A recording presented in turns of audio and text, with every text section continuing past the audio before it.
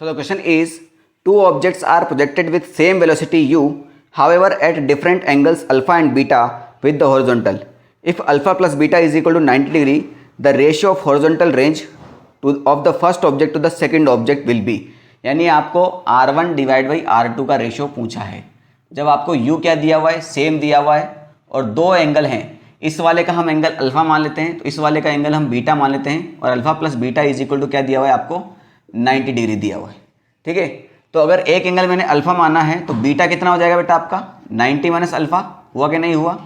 तो आप दोनों कंडीशन ध्यान रखिए, या तो एक एंगल थीटा दिया हुआ है या फिर दूसरा एंगल 90 माइनस थीटा दिया हुआ है, या फिर इन दोनों एंगल का एडिशन 90 डिग्री दिया हुआ है.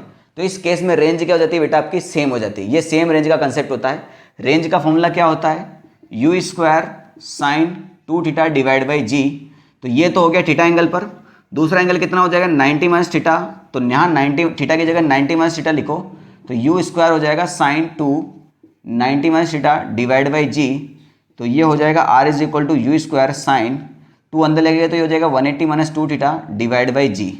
Sign 180 minus theta sine theta ही होता है, यानी ये 180 का कोई मतलब नहीं है, ये इसको u square sine 2 theta divide by g ही कर देगा.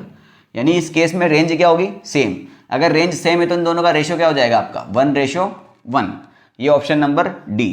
ये क्वेश्चन नीट में 6 बार पूछा जा चुका है, आईआईटी में भी 2-3 बार आ चुका है. तो इसको आप याद ही रख लें कि दोनों एंगल का एडिशन 90 डिग्री दिया हुआ हो, या फिर एक एंगल अल्फा और दूसरा एंगल 90 माइनस अल्फा दे रखा हो.